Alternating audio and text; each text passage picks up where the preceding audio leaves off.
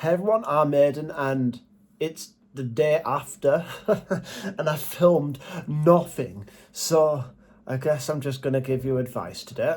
At this point in my life, I'm realising I've got all these really cool ideas in my head that I would love to have in my reality. But it's just, I can't keep losing a ton of energy to it because it would just make me miserable. So the idea is to simply, maybe it's like a sneak preview of what's on its way, but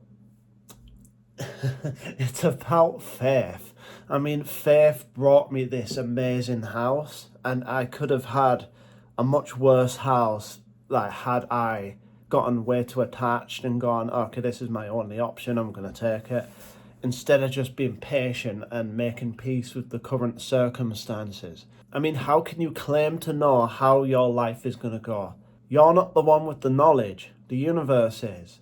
You can't even pretend to know how your life is going to go, no matter how many ideas come to your mind. I believe that it's okay to have manifestations you're still being patient for. I think I keep going back and forth with this all of time happens at once. But if all of time happens at once, then why can't I access things that I would love to? Like, surely I would think of them, like this house. I moved into this house. I use it as an example consistently of, like, here's proof that, the law of assumption is real. And if you hit the right frequency, you can basically get anything you want. But it takes a bit of consistency. And if there's some kind of, like, I call it like maybe a false dream, where I was in the RPF and I had the worst insecurities back then. I was trying to get validation from that group, and I was like, okay, what better way than getting the highest Hall of Fame rank, legend, which would have taken me absolutely years. And I've been told that it can take people like 5 years. And even though I've been in that group for like maybe 3+ years or something, like, those people are expecting me to start from scratch.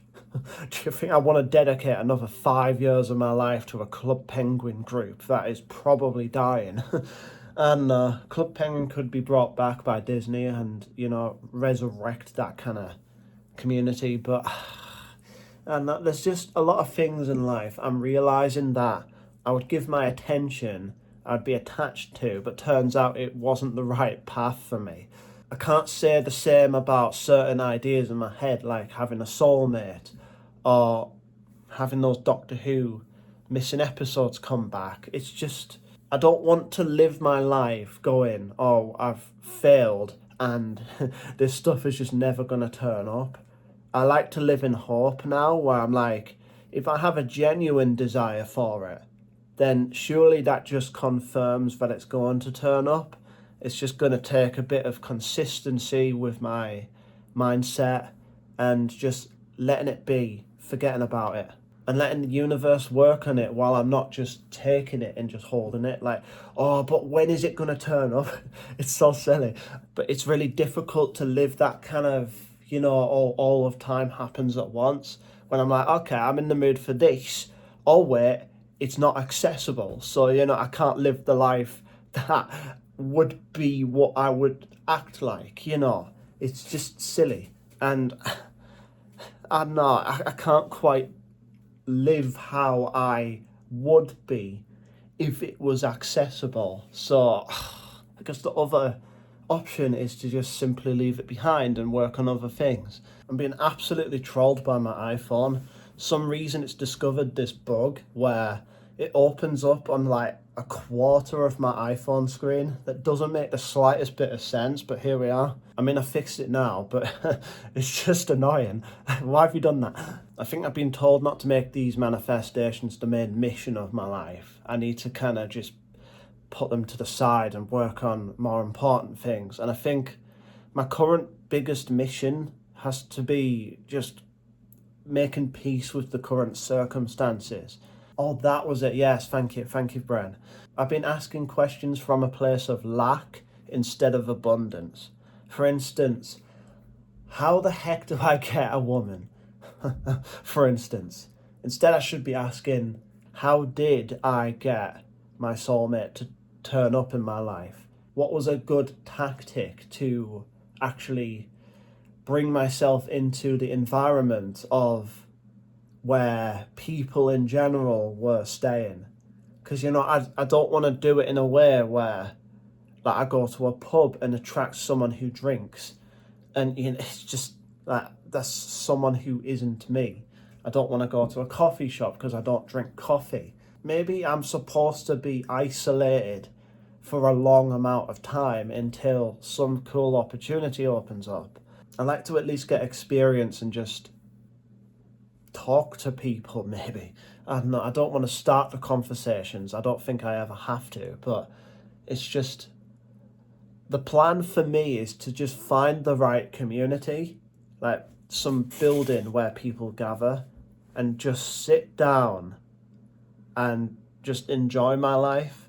Maybe go with a friend, so I've got something to do the whole time, instead of just sitting down and kind of being patient for someone to join the conversation. There we go, it's coming back to me, my brain's switched on now. So it's like, I don't want to do this over the internet, because you just attract people who have this addiction to being online and talking to people over social media instead of just in person, which is what I'm looking for. I'm not looking for a friend that is consistently on their phone and just never engages with any other activity. Social media on the phone, on the PC it's different, because if I'm in public with a friend, I don't have access to my PC, and I definitely don't use my phone consistently. I only use it to really check the time and like stay in communication with family, important things. But if just casual talk with people over the internet that I've never met in person, that just doesn't seem productive. But if someone shows me a TV show or movie, or we play games together, I'm not going to be on my phone the entire time. That just sounds really disrespectful. But I have seen people do this.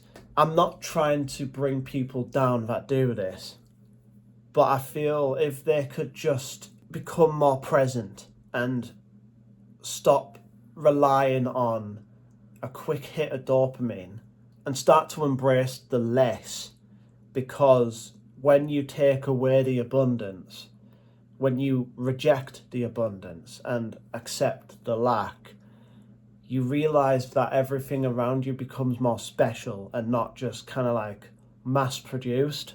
But with these manifests not coming into my life so quickly, it's kind of given me the time and space I needed to really think and come up with clarity and the right lessons, where I'm becoming more at peace. Even though if the 3D implies that certain manifestations that I've been asking for haven't quite turned up yet, I mean, that can be motivation for me to keep going in life. But it's also a reminder that if I spend my life chasing things that aren't here, then I'm not paying attention to the things that are actually important and may disappear at any moment. I mean, that's why I'm doing these YouTube videos. One of my manifests that I haven't talked about in quite some time is, Christopher Eccleston is my Doctor in Doctor Who, just the one I grew up watching. And, he's just so good in the role.